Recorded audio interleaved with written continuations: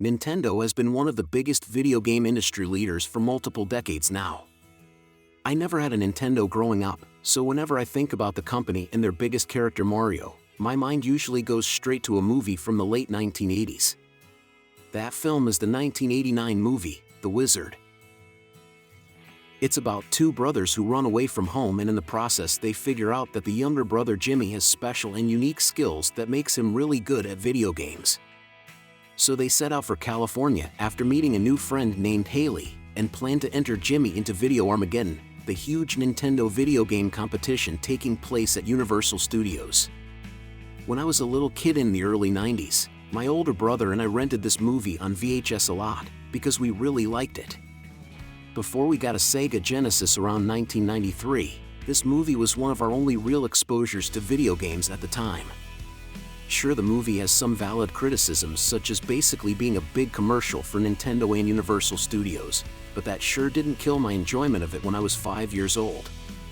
Overall, I think it's a fun movie that rightfully has become a cult film for people around my age. Well, with all that, this is the 1989 movie, The Wizard, 10 Things You May Not Know. Number 10. There was a chip shortage which caused a delay in the North American release of the Super Mario Bros. 3 video game, which presented Nintendo with the time and opportunity to promote the game through a feature-length film. Universal Pictures chairman Tom Pollock approached Nintendo with the idea of the movie. Pollock envisioned it as a film for younger audiences loosely inspired by the movie, Tommy, which was a 1975 rock opera pinball film. UCLA graduate Todd Holland was hired to direct, with this being his feature film debut.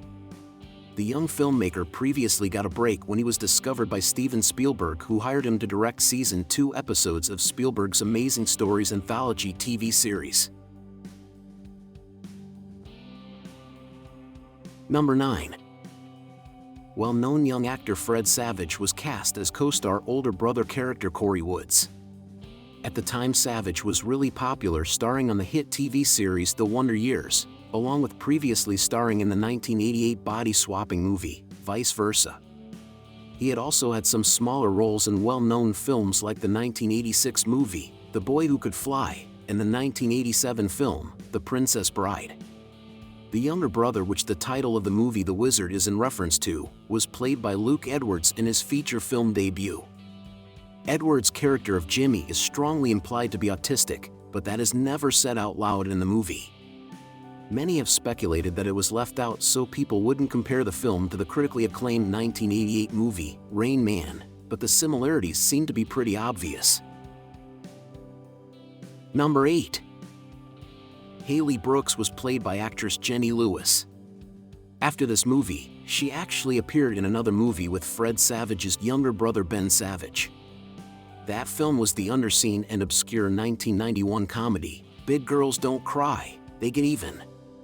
In that film, Lewis plays Ben Savage's older half-sister. Ben Savage would go on to star in the successful TV series Boy Meets World, which also featured actor Blake Sennett in a recurring role playing bully character, Joey the Rat. By 1998, Jenny Lewis and Blake Sennett were a couple, and started the fairly successful rock band, Rilo Kiley. Number 7. One of the most memorable scenes in the film featured the notorious Nintendo Power Glove. In the movie, the Power Glove is being shown off by cool yet also snobbish and antagonistic gamer kid character, Lucas. The Nintendo Power Glove was released in October 1989, just a couple months before the movie premiered in December of the same year. You could use the Power Glove as an alternative controller for most games, but the reception for it was very poor due to it being hard to use and just impractical. Even though Lucas is the only character throughout the movie who uses or wears the Power Glove, the poster for the film actually features Fred Savage wearing one. What makes this even stranger is that this specific Power Glove is on his left hand, which is odd, because it is believed that Nintendo never produced a left-handed Power Glove. Number 6. Many video games are featured throughout the film, and most of them were made or exclusively licensed by Nintendo. All these video games featured include the 1986 released game Super Mario Bros. 2, 1987 released games Rad Racer, China Gate, Zelda 2, The Adventure of Link, 1988 released games Double Dragon, Ninja Gaiden, Mega Man 2, RC Pro Am, F1 Dream, Contra, and finally 1989 games Teenage Mutant Ninja Turtles, and Super Mario Bros. 3. Number 5. The big rig truck that Spanky drives to rescue Jimmy from Putnam is the same truck that Sylvester Stallone drives in his 1987 arm wrestling movie, Over the Top. You can even see that it still reads Hawk Hauling on the driver's side door just as it did in that movie. The character of Spanky was played by veteran actor Frank McRae, who actually appeared in multiple movies with Sylvester Stallone, such as the 1978 movie Paradise Alley, the 1979 film Rocky II, and the 1989 prison movie, Lock Up. Number 4. Future Spider-Man actor Tobey Maguire made his feature film debut as one of Lucas's friends in a scene at Universal Studios right outside the Video Armageddon competition. He is very young in the scene and has no lines, but you can guarantee that this kid with a mullet is indeed the same actor who would be swinging from buildings in a big superhero movie just 13 years later. Number 3. The final game that Jimmy plays in the Video Armageddon competition is revealed to be the new Super Mario Bros. 3 video game. Despite the film promoting itself as featuring the first public reveal of Super Mario Bros. 3, the game had technically already been released in Japan during the previous year in 1988, with US magazines such as Electronic Gaming Monthly and GamePro having already covered the Japanese version.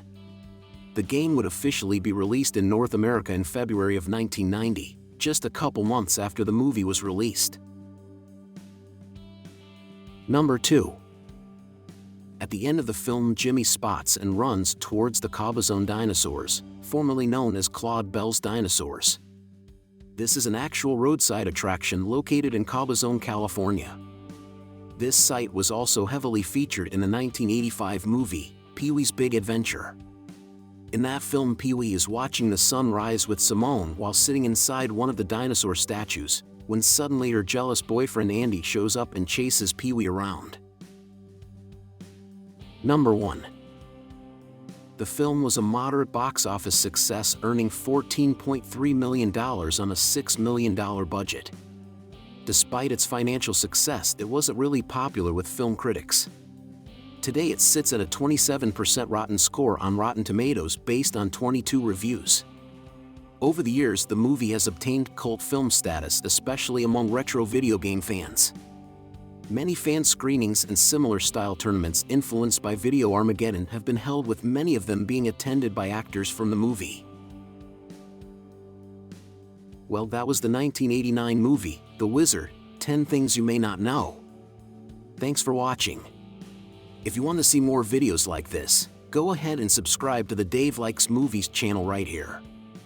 If you have any suggestions for other movies I should cover in the future, go ahead and leave me a comment down below.